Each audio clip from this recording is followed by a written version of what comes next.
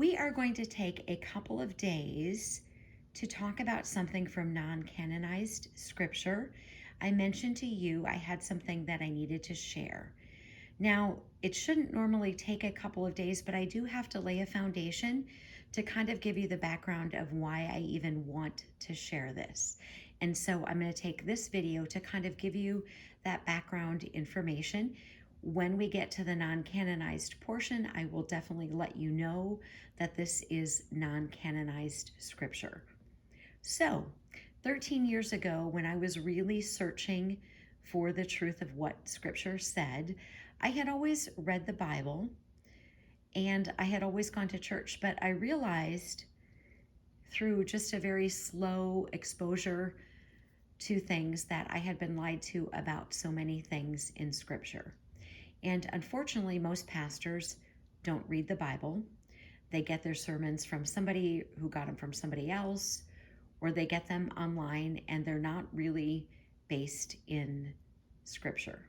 And I know this because I have offered to be on a multitude of shows for lots of people who, if I told you their names, you would know them. I've emailed them. I've been in communication with them. And if I'm wrong, you'd think that they would love to have me on their show so they could teach everyone all of the things that they know. But I've never once been taken up on any of my offers. And so for me, when a pastor tells me then that I cannot be in his congregation, but yet he cannot answer from the scriptures, I take that actually quite personally, because I have presented you with how many different biblical verses to substantiate what I believe, yet I cannot be in your congregation, and you won't even acknowledge me. I did have one pastor say, we were sitting across from each other, you make some really good points, but mostly pastors are not open because nobody wants to think that they've been lied to. We all have pride and we don't want to think that we've been taught wrong. But if you're willing to let go of your pride and recognize that most of what is taught isn't correct and really open up your mind to what is the truth of scripture, there's a whole lot of knowledge that can be glistened. So for me, that has been my focus of searching for things in scripture. It probably doesn't match what the church says, but I don't really care. That's just who I am.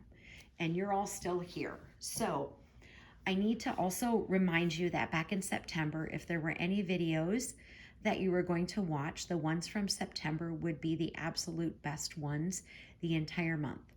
Because I start there in September with some of the major lies that I had been told, and I do a one-day summary of a whole bunch of other videos that I've shared. And so in September, we talked about a lot of different lies that had been shared. The burning in hell for forever, the paganness of Easter. I proved to you in a one-day summary. I did the actual videos in August, but in September, I do a one-day summary on proving to you that Enoch and Elijah, they did die, yet pastors still continue to say that they didn't. We talked about the tribulation. We talked about a lot of things. And then I go into 9 videos on what happens when we die. And so this non-canonized thing that I'm going to share is based upon that, and it's fascinating.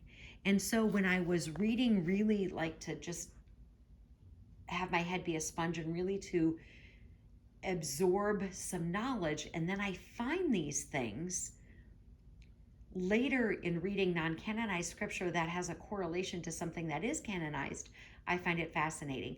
And that's the foundation that I needed to share before I can start all this. So we are going to look at something here in 2 Samuel. This is chapter 21. So there is Rizpah, and who is she? She's the daughter of Ai, who she was a concubine, and she had 2 sons with Saul, Armoni and Mehibsheth, and I apologize, probably mispronounced. And oh my gosh, we're almost out of time. Okay, join me in part 2. We're going to pick up in 2 Samuel 21 with this story of Rizpah. So armor up, we ride at dawn. May God bless you as always. Have a great day.